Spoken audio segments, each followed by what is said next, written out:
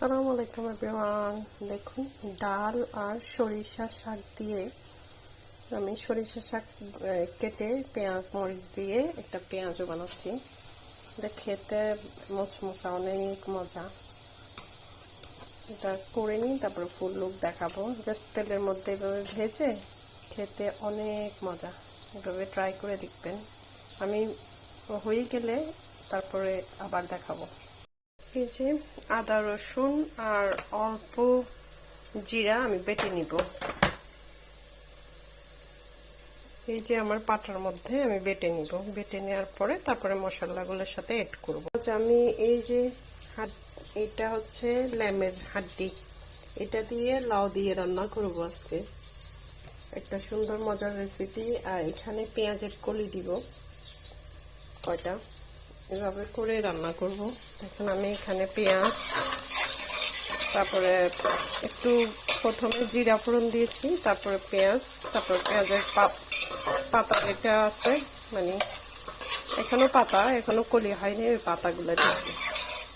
তো এটা ভাজা ভাজা হয়ে আসলে আমি সব মশলা দিয়ে হাড্ডিটাকে কষাবো। ঝুড়ি ঝুড়ি করে আলু ভাজি করছি। আর এইদিকে এই ডালের বড়াটাই দিচ্ছি। ডালের বড়া আর সরিষা শাক দিয়ে ডালের বড়া করছি। আর এটা হচ্ছে আলু ভাজি। একদম আলু ভাজি দিয়ে ভাত খাবো। কাজ থেকে এসে শর্টকাট আর কিছু হতে পারে না, তাই আমি আজকে আলু ভাজি করছি আর ডালের বড়া করছি।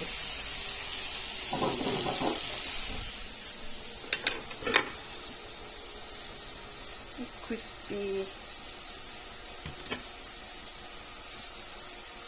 দেখুন, এগুলো আমি রসুন আর আদাটাকে এইভাবে করেই ছেঁচে নিয়েছি। এটা আমি এখন চুলার মধ্যে দিয়ে দিব।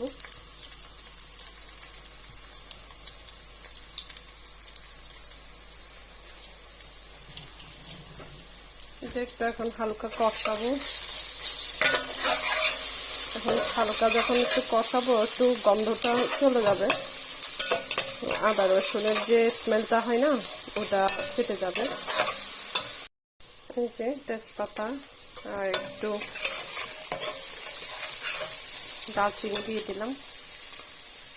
যে আমি এখানে পরিমাণ মতো সবকিছু, আদা রসুন তো আগেই দিয়েছি। এখন হলুদের গুঁড়া, মরিচের গুঁড়া, ধনিয়ার গুঁড়া, এগুলা দিয়ে আমি মশলাটাকে ভালো করে কষিয়ে নিব।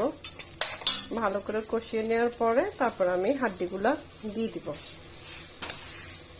ভালো করে কষানো পর্যন্ত আমি একটু ওয়েট করছি। অফ ক্যামেরায় আমি এখানে মরিচের গুঁড়া, হলুদের গুঁড়া আর ধনিয়ার গুঁড়া ইউজ করেছি। জিরা, এটার সাথে আদা রসুনের সাথে আমি অল্প জিরা বেটে এখানে দিয়ে দিয়েছি। তো এটা একদম কষাতে থাক। তারপরে এদিকে এই যে লাল চালের ভাত বসিয়েছি, আর এটার সাথে খুদে ভাত রান্না করব আলু দিয়ে। রেসিপিটা হচ্ছে এইভাবে, আমি ভাতটা সিদ্ধ হয়ে গেলে আলুটা দিব, একটু অল্প নুন ইউজ করব, বাস। লবণটা যতটুকু প্রয়োজন অতটুকু ইউজ করব।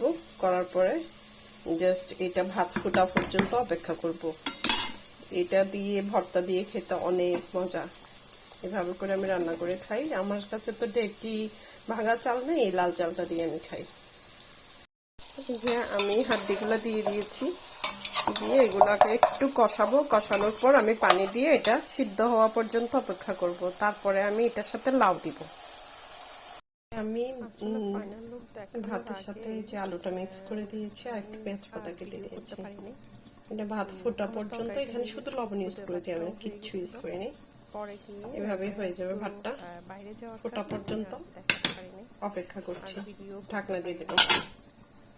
আর এভাবে খুদে ভাতটা হয়ে গেছে আমার।